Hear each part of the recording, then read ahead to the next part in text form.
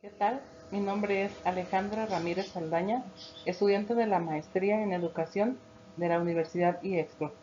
Voy a compartir el tema de los indicadores nacionales de la mejora continua de la educación en México 2020. La Comisión Nacional para la Mejora Continua de la Educación presenta los indicadores nacionales de la mejora continua de la educación en México de la edición 2020. Esto con el propósito de ofrecer a los actores educativos y a la sociedad en general información sobre el estado que guarda el sistema educativo nacional, a partir del análisis de cifras correspondientes al ciclo escolar 2018-2019 y comparaciones con datos de otros años. También nos permite conocer las características socioeconómicas y demográficas de la población que requieren servicios educativos y es fundamental para valorar tanto los avances como los desafíos dentro de cada entidad federativa.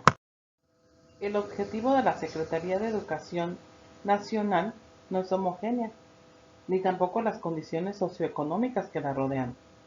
Por ello, para lograr los resultados equitativos en el ejercicio del derecho de la educación, es necesario proponer estrategias diferenciadas que prioricen a los grupos poblacionales en situaciones de mayor vulnerabilidad, de acuerdo con sus condiciones, características y necesidades.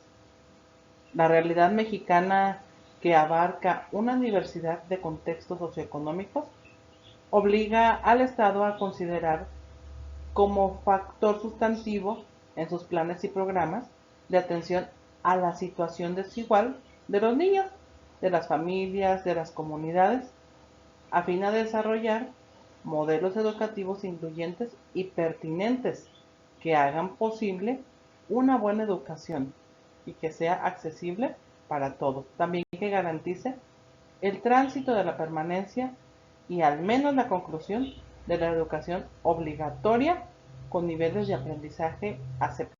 Con el fin de garantizar una educación disponible y accesible y a dar respuesta a las necesidades de la sociedad, el Estado ha expandido y diversificado paulatinamente los servicios educativos en los distintos tipos de niveles que conforman a la Secretaría Nacional de Educación. En las últimas décadas se incluyeron como parte de la educación obligatoria los 3 grados de preescolar en el 2009 y la educación media superior en el 2012.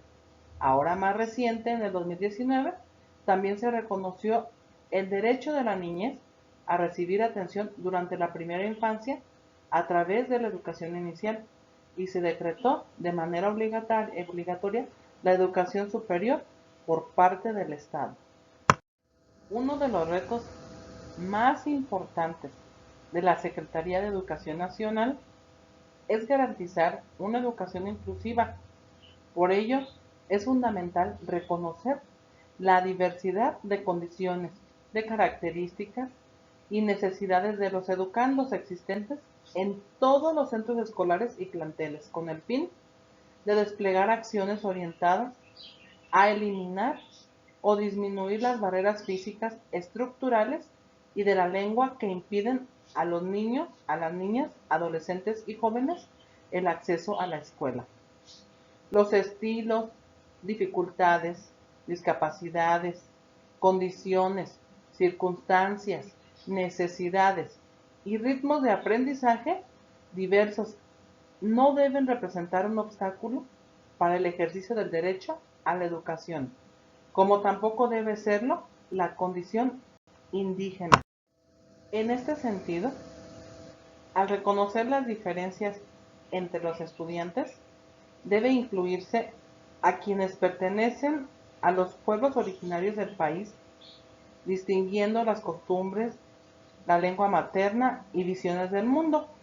Esto contribuirá a generar espacios educativos interculturales e inclusivos, donde todas y todos tienen un lugar y pueden desarrollarse personalmente y socialmente. En la medida en la que se asegure una educación disponible y accesible, es decir, al alcance de todos, más personas lograrán completar la educación básica y obligatoria en la edad típica para cursar cada nivel educativo sin interrupciones. La participación social en la educación es un factor importante en la mejora continua de la Secretaría de Educación Nacional. La disociación por entidad federativa permite identificar las entidades con menos porcentajes de instalación y operación de los CEPS, Michoacán, Chiapas y Oaxaca.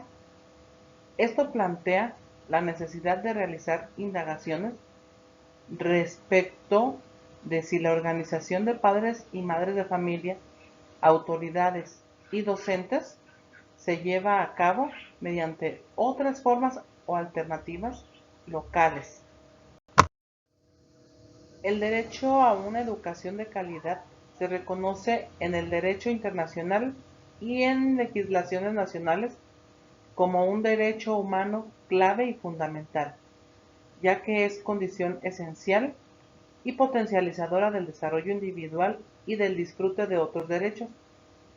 Sin duda, la expansión de la cobertura en la educación obligatoria ocurrida en México durante el siglo XX, que se refleja en la disminución de las tasas de analfabetismo y en el aumento de los años de escolaridad promedio, constituye la base para avanzar hacia condiciones de mayor equidad. Sin embargo, persisten diferencias importantes en la asistencia escolar y en el nivel educativo alcanzado, las cuales se relacionan con el tamaño de localidad y en la que habitan los niños, niñas y adolescentes, así como el nivel de ingresos percibidos en los hogares que forman parte. En particular, la política educativa no puede entenderse si no se ubica en el marco de una mirada normativa sobre qué tipo de sociedad es deseable construir, sobre qué entendemos por una buena sociedad, sobre qué hace la educación en la sociedad y para ella, y sobre la clase de educación a la que se aspira para todos.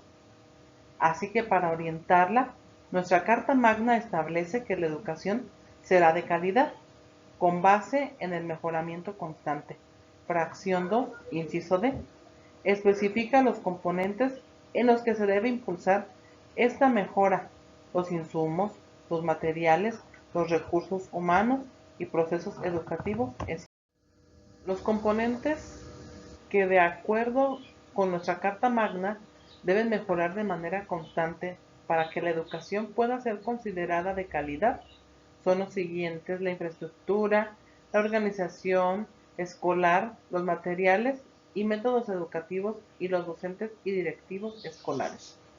Asimismo, es necesario que todos se articulen, se coordinen y adecúen a las necesidades de las escuelas, a pesar de los importantes esfuerzos del Estado mexicano para definir los principios y bases normativas orientados a garantizar el derecho a una educación de calidad para todos. La realidad demuestra que todavía hay un trecho por recorrer. Espero este tema haya sido de tu interés. Nos vemos hasta la próxima.